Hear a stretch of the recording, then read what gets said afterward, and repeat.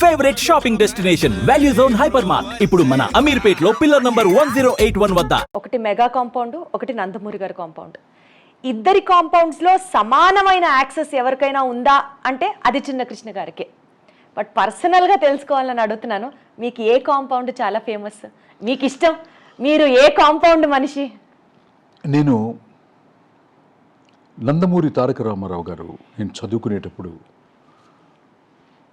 నా పుస్తకాల మీద అట్టల్లో కానీ సర్దార్ పాపారాయుడు, కొండవీటి సింహం, జస్టిస్ చౌదరి, బొబ్బులి పులి ఇవన్నీ కూడా మా ఇంట్లో నా రూమ్లో అన్నీ కూడా అన్నం పెట్టి అతికించుకునేవాడిని చిన్నప్పుడు. సో నేను ఆయన అభిమానిని. సో ఎందుకో తెలీదు ఆయన్ని అభిమానించిన నాకు నా భగవంతుడు నా మొట్టమొదటి సినిమా తెలుగులో నరసింహనాయుడుగా నాకు అవకాశం కల్పించినటువంటి నా బాలయ్య బాబుని నన్ను కథ చెప్పగానే లోపలికి వెళ్ళి ఒక పెద్ద పళ్ళెంలో స్వీట్ తీసుకొచ్చి షాల్వా తీసుకొచ్చి నాకు ఇచ్చి గోపాల్, పరచూరి బ్రదర్స్ని అందరినీ దగ్గర పెట్టుకొని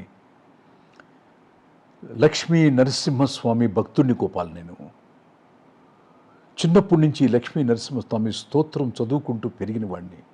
అట్లాంటిది లక్ష్మీ నరసింహస్వామినే పాత్రలోకి తీసుకొచ్చి, పూజలోకి తీసుకొచ్చి, ఆయుధ పూజలోకి తీసుకొచ్చి చెప్పిన ఈ సినిమా ఒక చరిత్ర సృష్టిస్తుంది.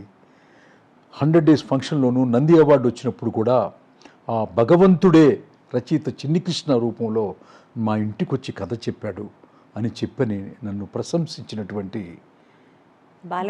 బాలకృష్ణ గారు నాకు ఒక కన్నైతే. చిన్నప్పటి నుంచి ప్రతి రోజు నిత్యం ఆంధ్ర రాష్ట్రం మొత్తాన్ని కూడా ఆయన కంట్రోల్లోకి తీసుకొని దాదాపు 20 సంవత్సరాలు తన విశ్వరూపంతో యావత్ భారతదేశంలోనే డ్యాన్స్ కానీ ఫైట్స్ కానీ అద్భుతంగా చేయగలడని హిందీ హీరోలు అమితాబ్ బచ్చన్ గారు, గోవిందా గారు ఎక్కడ ప్రపంచంలో ఉన్నటువంటి యావత్ ఊగిపోయేది. తమిళనాడు కానీ, కేరళ కానీ, కర్ణాటక కానీ కొన్ని కోట్ల రూపాయల రేంజ్కి తెలుగు చలనచిత్ర పరిశ్రమని తీసుకెళ్ళినటువంటి మెగాస్టార్ చిరంజీవి గారు.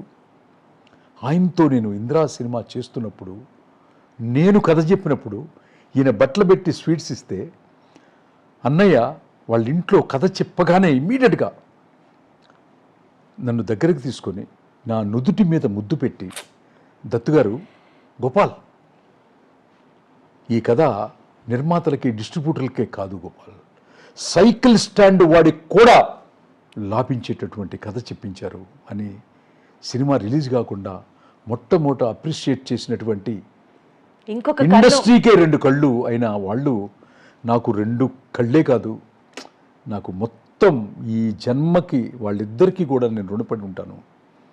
అంతే, దాని గురించి ఇక ఇది లేదు. ఇంకో జన్మంటూ ఉన్నా కూడా, లేకపోతే బ్యాలెన్స్ జన్మలో కూడా వాళ్ళిద్దరికీ ఇంకా గొప్ప కథలు రాసి ఇంకా గొప్ప నా ధర్మాన్ని శాశ్వతమైనటువంటి ముద్ర వేయాలని మనస్ఫూర్తిగా ఇంకా కోరుకుంటున్నా వ్యక్తిని. మనసులో ఉన్నది మనసులోంచి మాట్లాడడం అంటే మిమ్మల్ని చూసే నేర్చుకోవాలి చిన్ని కృష్ణ గారు. అందుకనే ఇంకా నా నెక్స్ట్ క్వశ్చన్, బాలకృష్ణ గారికి బి గోపాల్ గారు అంటారు, చిన్ని కృష్ణ ఏం చెప్తే అది గురు అంతే, ఆ మాట ఆయన చెప్తే చేసి తీరుతారంతే అన్న ఒక రిలేషన్ ఉంది అని.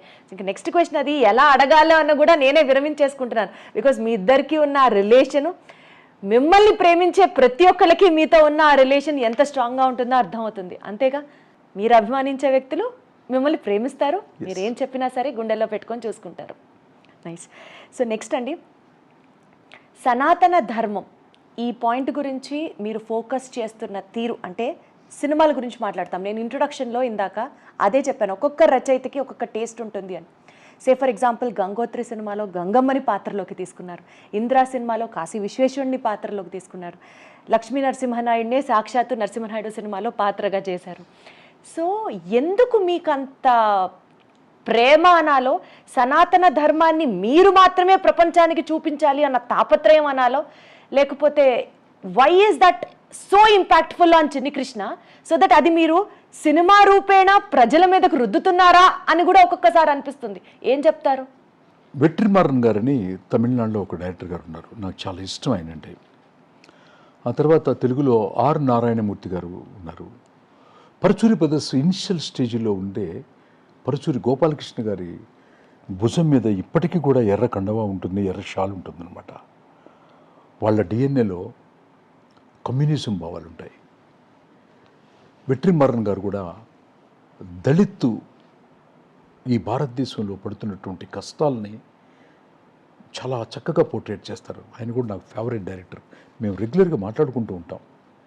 గోపాలకృష్ణ గారితో నేను వర్క్ చేశాను, అన్నయ్య గారితో నా కథలకి మాటలు రాశారు. చాలా సినిమాలకి ఆయన మాటలు రాశారు. 2 సినిమాలు. అట్లా ఒక్కొక్క రైటర్కి ఒక్కొక్క డైరెక్టర్కి ఒక ఇష్టం ఉంటుందన్నమాట డిఎన్ఏలో. అట్లా నన్ను చాలామంది అడిగిన విషయం, పూజారులు కానీ వాళ్ళు కానీ వీళ్ళు కానీ ఎక్కడికి వెళ్ళినా కూడా మీ సినిమాలంటే మాకు ఇష్టం అండి, మీ సినిమాలు ఏ గుడికి వెళ్ళినా కూడా అడుగుతారు. నాకు ఒక్కొక్కరికి ఒక డిఎన్ఏ ఉంటుందన్నమాట. సో ఒకళ్ళు ఉంటారు ఎక్కువ దేవుడు పుస్తకాలే చదువుతుంటారు, కొంతమంది ఉన్నారు డిటెక్టివ్లు చదువుతారు, కొంతమంది ఉన్నారు ప్రేమ కథలు చదువుతారు అనమాట, ఎద్దనపూడి సులోచనారాయణ గారు. కొంతమంది దెయ్యం కథలు చదువుతుంటారు, కొంతమంది అదే చెప్పాను నేను. కొంతమంది అంటే వాళ్ళ ఇష్టం అనమాట, ప్రేక్షకులు ఇష్టం, రాసే రచయితలు ఇష్టం. మా అమ్మగారు చిన్నప్పుడు నన్ను భారతదేశం మొత్తం, మా కుటుంబంలో వచ్చినటువంటి చిన్న కష్టానికి నా తల్లి భారతదేశంలో ఉన్నటువంటి అన్ని గుళ్ళకి తను తిరిగింది తన కష్టం తీరాలని. నన్ను తోడు తీసుకెళ్ళింది చిటుకు నీళ్ళు పట్టుకొని. నేను ఇప్పుడు కాశీ వెళ్ళినప్పుడు చిన్నప్పుడు అడిగాను అనమాట, చూసి ఆశ్చర్యపోయాను అనమాట, ఇంత దూరం కదా అది అని చెప్పని. నేను అప్పుడే అన్నాను, ఇది మన ఊర్లో ఎందుకు లేదని అని అడుగుండేవాడిని అనమాట. సో మా అమ్మగారు తిరిగినటువంటి ప్రతి ప్లేస్ని తిరిగి నేను రచయితనైన తర్వాత ఒక మధ్యతరగతి వాడో ఒక పేదవాడో కాశీనో హిమాలయాస్నో ఎన్నో చూడలేడు కాబట్టి, గంగోత్రి వెళ్ళలేడు కాబట్టి, ఒక రచయితనయ్యి వాళ్ళ ఊరికి వాళ్ళ థియేటర్లో ఆ యొక్క విశిష్టత చెప్పే ఒక సనాతన ధర్మాన్ని, టెంపుల్స్ని దాన్ని చొప్పించి చెప్పే అవకాశం నాకు ఆ భగవంతుడు నా తల్లి ద్వారా కలిగింది. అందుకోసమే నన్ను నమ్మి బాలకృష్ణ గారు, చిరంజీవి గారు, అల్లు అర్జున్ గారు అయితే 2 సార్లు బద్రీనాథ్, వెరీ టిపికల్ జర్నీ అది, వెరీ టిపికల్ జర్నీ అనమాట.